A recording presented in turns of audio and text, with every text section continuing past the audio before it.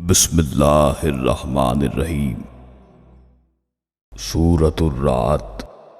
اس سورہ مبارکہ میں 43 آیات اور 6 رکوع ہیں۔ یہ سورت مدنی ہے۔ شان نزول سورۃ الرعد۔ اس سورت مبارکہ کا نام الرعد ہے کیونکہ اس کی ایک آیت میں یہ کلمہ مستعمل ہے، یسبح الرعد بحمدہ۔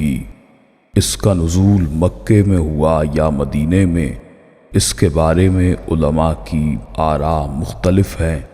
آیات کا مضمون مکی صورتوں سے بڑی مناسبت رکھتا ہے، اس لیے مکی صورتوں میں شامل ہے۔ مضامین میں سورۃ الرعد۔ سورت کا آغاز اس بات سے ہوا کہ قرآن کریم کلام الہی ہے۔ اس کے بعد اللہ تعالیٰ کی وحدانیت، اس کی عظمت و کبریائی، اس کی قدرت کاملہ اور حکمت بالغہ کو ایسی روشن اور ناقابل انکار تکوینی آیات سے ثابت کیا گیا ہے جن کا انکار فقط وہی بدنصیب کر سکتا ہے جس نے عقل و فہم کا چراغ بجھا دیا ہو۔ سر پر آسمان ہے جس کی رفعت و وسعت کا اندازہ ہی نہیں لگایا جا سکتا، پھر اس میں آفتاب و ماہتاب اپنے انوار سے ہر طرف اجالا کر رہے ہیں۔ زمین پر کہیں چشمے ابل رہے ہیں، کہیں میٹھے اور ٹھنڈے پانی کے دریا بہ رہے ہیں، کہیں برف پوش پہاڑ ہیں، کھیت، باغات، سرسبز وادیاں، اشجار و اسمار، پھل اور پھول جو کہ ذائقہ و رنگ اور شکل میں ایک دوسرے سے مختلف ہیں۔ پس اسی ذات وحدہ لا شریک کی جلوہ ترازیاں چاروں طرف محو خرام ناز ہیں۔ اس کے علم کا اندازہ اس بات سے لگا سکتے ہیں کہ ظاہر و باطن میں کوئی چیز بھی تو ایسی نہیں جس کی اسے خبر نہ ہو۔ شکم مادر میں ایک قطرہ آب کو انسان بننے تک جن مرحلوں سے گزرنا پڑتا ہے، جن تبدیلیوں سے دوچار ہونا پڑتا ہے، ان میں سے کوئی بھی بات ایسی نہیں جو اس علم والے کے علم اور ارادے کے بغیر ہو رہی ہو۔ ان تمام باتوں کے باوجود منکرین حق کی ہٹ دھرمی کچھ کم حیرت انگیز نہیں۔ وہ باطل کے اندھیروں سے اتنے مانوس ہو چکے ہیں کہ حق کا اجالا اپنی ساری دل آویزیوں کے باوجود ان کے لیے ناقابل برداشت ہے۔ وہ دعا مانگتے ہیں تو یہ دعا نہیں مانگتے کہ انہیں نور حق کی سعادت نصیب ہو، بلکہ یہ کہتے ہیں کہ اگر جو نبی پاک صلی اللہ علیہ وآلہ وسلم فرما رہے ہیں سچ ہے تو ان پر عذاب کیوں نہیں آ جاتا، لیکن رحمت خداوندی ان کی استفلانہ ضد پر فوراً مواخذہ نہیں کرتی، بلکہ انہیں مزید سوچنے، سمجھنے اور حق قبول کرنے کی مہلت دی جاتی ہے۔ اے محبوب صلی اللہ علیہ وآلہ وسلم، تیرا رب لوگوں کی ظلم کشیوں کے باوجود درگزر ہی فرماتا رہتا ہے۔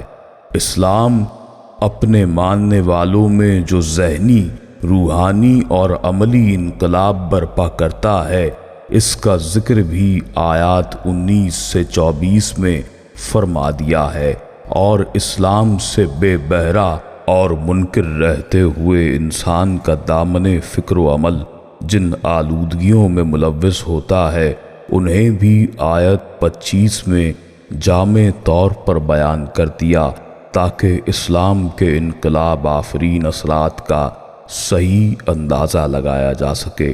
اس سورت کی ہر آیت رشد و ہدایت کا مینار ہے، لیکن آیات نمبر 11، 17 خصوصی اہمیت کی حامل ہیں۔ آیت نمبر 11 میں اللہ پاک نے افراد اور اقوام کے عروج و زوال کا ایک اٹل قانون بیان فرما دیا ہے۔ ہر وہ شخص یا قوم جو اپنی موجودہ پستی اور ذلت پر نالاں ہے اور عروج و بلندی کی خواہاں ہے، وہ اس آیت کو بار بار پڑھے۔ آیت نمبر 17 میں آپ غور کریں تو نظر آئے گا کہ تنازل للبقاء اور بقائے اصلاح کا نظریہ بھی قرآنی آیت کے بحر حکمت میں نظر آئے گا۔ آیت نمبر 28، اطمینان قلب ہی وہ جن سے نایاب ہے جس کی انسان کو آج سب سے زیادہ ضرورت ہے۔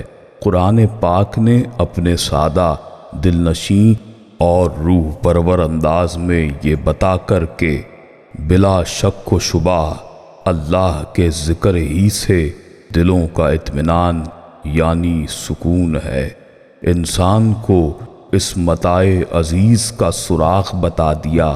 آخر میں اپنے محبوب پاک صلی اللہ علیہ وآلہ وسلم سے فرمان ہے کہ ہم نے آپ صلی اللہ علیہ وآلہ وسلم کو رسالت کا منصب بخشا ہے، لہٰذا آپ صلی اللہ علیہ وآلہ وسلم اپنے فرائض رسالت کی ادائیگی میں سرگرم رہیں۔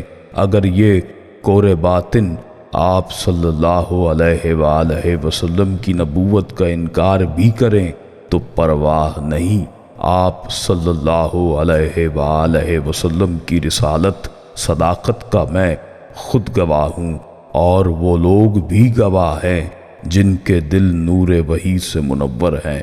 مختصر خلاصہ سورۃ الرعد، یہ قرآن کریم کی آیتیں ہیں جو کچھ آپ صلی اللہ علیہ وآلہ وسلم کی طرف آپ صلی اللہ علیہ وآلہ وسلم کے رب کی طرف سے اتارا جاتا ہے، لیکن اکثر لوگ ایمان نہیں لاتے۔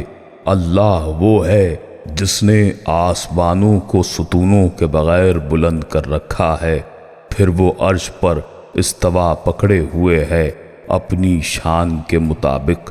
اسی نے سورج چاند کو ماتحتی میں لگا رکھا ہے، ہر ایک میعاد معین پر گشت کر رہا ہے، وہی کام کی تدبیر کرتا ہے، وہ اپنے نشانات کھول کھول کر بیان کر رہا ہے کہ تم اپنے رب کی ملاقات کا یقین کر لو۔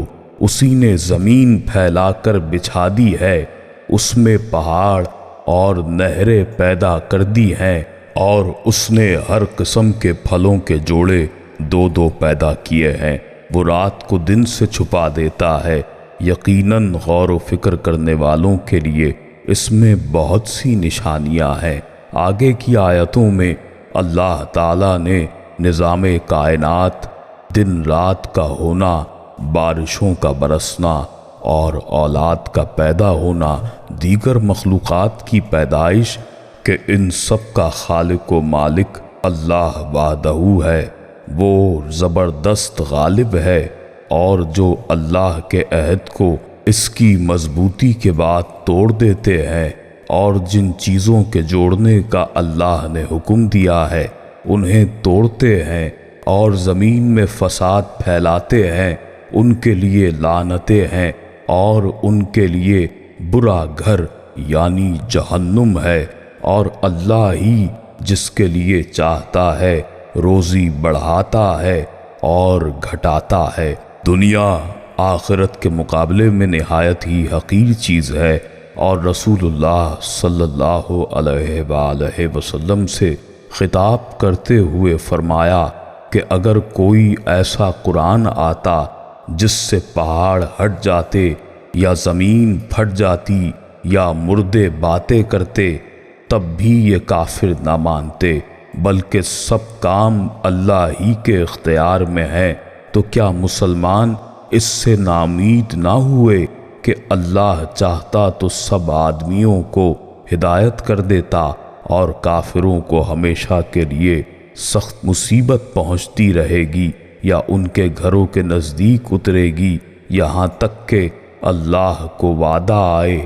بے شک اللہ وعدہ خلاف نہیں کرتا۔ آپ فرمائیں مجھے تو یہی حکم ہے کہ اللہ کی بندگی کروں اس کا شریک نہ ٹھہراؤں۔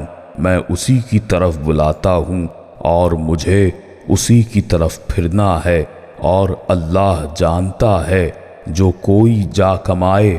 اور اب جاننا چاہیے کہ کافروں کو کیسے پچھلا گھر یعنی جہنم، اور جو کافر کہتے ہیں کہ تم رسول نہیں، تو تم فرماؤ کہ اللہ گواہ کافی ہے مجھ میں اور تم میں، اور وہ جس کے پاس کتاب کا علم ہے۔